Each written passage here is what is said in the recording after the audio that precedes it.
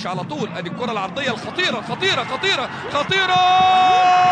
الله الله الله الله الله الله الله الله الله الله. عملها المقبالي، عملها المقبالي في الثواني الاخيره من الشوط الاول ليتقدم للعماني 1-0. تمريرة قطرية طولية، تمريرة حريرية، والمقبالي يتقدم بأول أهداف اللقاء ويضع المنتخب العماني في الدور نصف النهائي حتى اللحظة. 1-0 للعماني. حي مدافعيه فقط ومهاجمي عمان يصولون ويقولون نفسهم تاني في جون. 1-0 للعماني، ليس فقط بل يبحث عن الثاني. ضغط عماني جميل، تاني العرضية الخطيرة. لا لا لا لا لا لا لا لا لا لا لا لا لا لا، إنه العماني، إنه العماني يصرخ من تاني لقد عاد زماني. نعم العماني، حي العماني حيوه، حي العماني حيوه. والله صعب صعب صعب تكسبوه. العماني 2-0 في لحظة من بعد انذار تاني لمساعد ندى.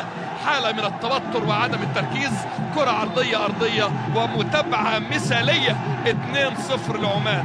الله الله الله الله الله. لا لا لا لا لا لا لا لا لا لا. ثلاثية تاريخية من جديد. يعود التاريخ ويصدق على أن الفوز بالثلاثة مكانه الرياض لعمان على حساب الكويت. حيوه حيوه حيوه، حي العماني حيوه. قلت لكم صعب تكسبوه بالثلاثة. ودارت الأيام وفازت عمان من جديد على الكويت بالثلاثة. الانتصار الوحيد كان في خليجي 15 في 2002 من القرن الحديث. فازت العمان بالثلاثة لهاني الضابط، أحرز الهاتريك هذه المرة بالثلاثة بتفوق كبير. وكرة عرضية من المتخصص سعد سويد. تاني على طول أقصى اليسار علي سليمان البوسعيدي الباك الشمال، ودخول لمحمد المسلمي في العمق. تاني الباص الامامي، فرصه الرابع فرصه الرابع فرصه الرابع فرصه الرابع فرصه الرابع. لا لا لا لا، رباعيه رباعيه رباعيه. حي العماني حيوه. قلت لكم صعب تكسبوه. العماني بالاربعه. صدق. نعم نعم نعم، يصدق بالاربعه.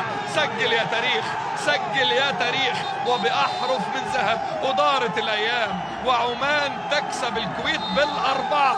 4 مقنعة، 4 أهداف. حالة من الانهيار. من هنا كانت البداية. بص شوف علي الحبس بيعمل ايه، وخروج حميد حارس المرمى أبدا ما عملش اللي عليه. ثم في النهاية المقبالي يسجل ثنائية. حبيبي برضو يا نور العين. لا لا لا لا لا، الهاتريك إنه واحمد حديد يدير وضربة راس بالخامس. لا لا لا لا لا لا لا لا. سجل يا تاريخ، سجل يا تاريخ. العماني يسجل بالخمسة في مرمى المنتخب الكويتي. هدف خامس وضربة راس صعبة على كل الحراس. يتقدم العماني بخامس الأهداف. فريق تقدم ولم يخاف. يسجل للتاريخ خماسية للعماني.